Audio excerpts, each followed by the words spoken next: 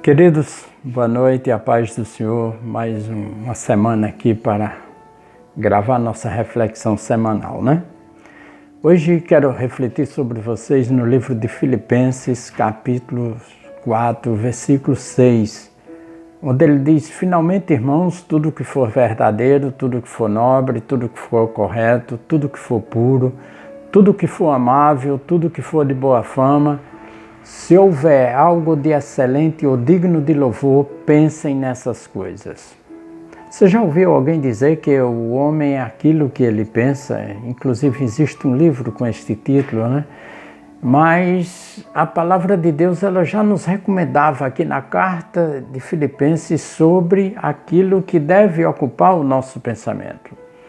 Paulo fala que a primeira coisa para onde o nosso pensamento deve dirigir-se é para o que é verdadeiro. O que é verdadeiro para um cristão?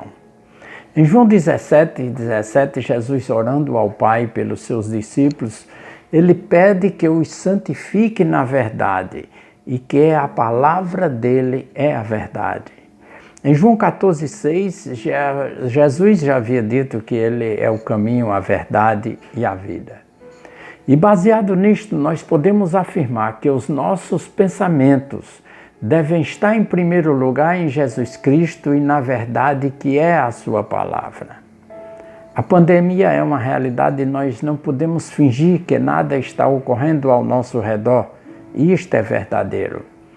Mas quando buscamos a verdade da palavra, aqui mesmo em Filipenses 4:4 existe uma ordem que diz: alegrem-se sempre no Senhor.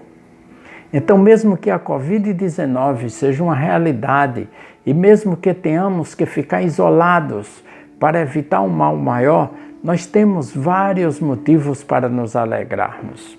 Eu vou fazê-los recordar de alguns destes motivos. O Salmo 126, versículo 9, diz que podemos nos alegrar porque grandes coisas fez o Senhor por nós.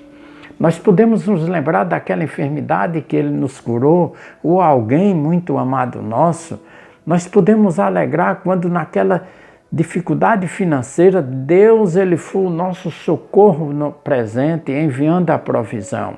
E poderia citar vários outros motivos onde grandes coisas Deus fez por nós.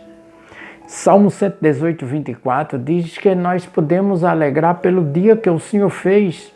Independente de como está sendo o seu dia, saiba que ela preparou o dia de hoje especialmente para ser vivido por você.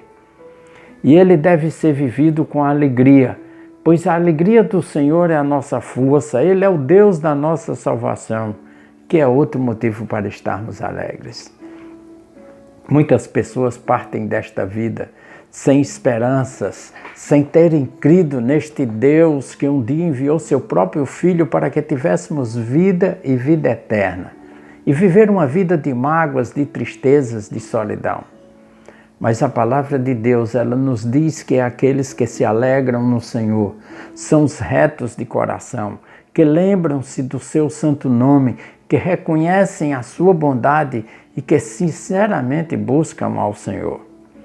O nosso coração é enganoso e ficamos muitas vezes sem alegria por aquilo que ainda não temos, mesmo em meio à fartura.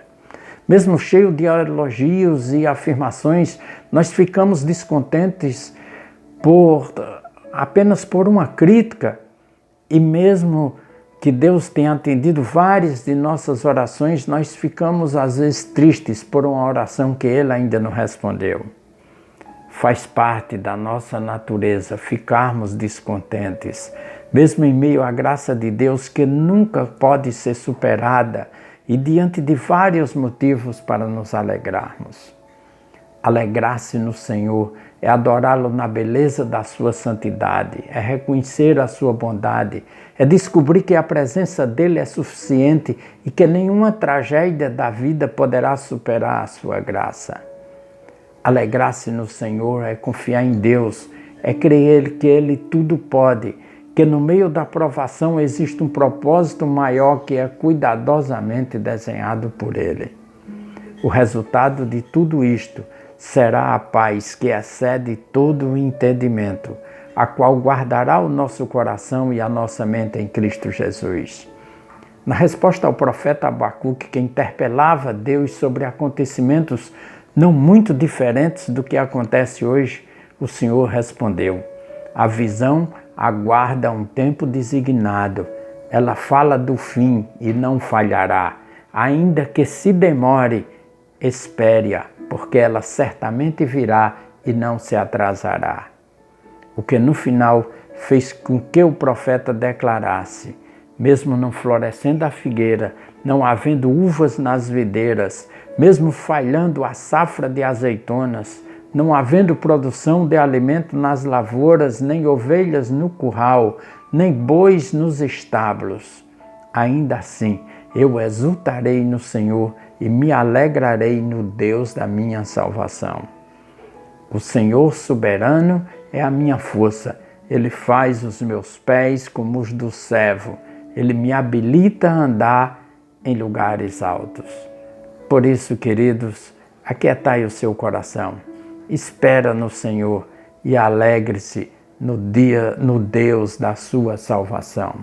Sei que estamos aqui com saudade uns dos outros, com vontade de nos encontrarmos, mas tudo aquilo está designado. A visão aguarda um tempo determinado e ela não falhará, ainda que se demorar, espere-a. Tudo tem o seu tempo determinado, né mesmo? Então, queridos, um abraço carinhoso e até a próxima semana. Que Deus te abençoe.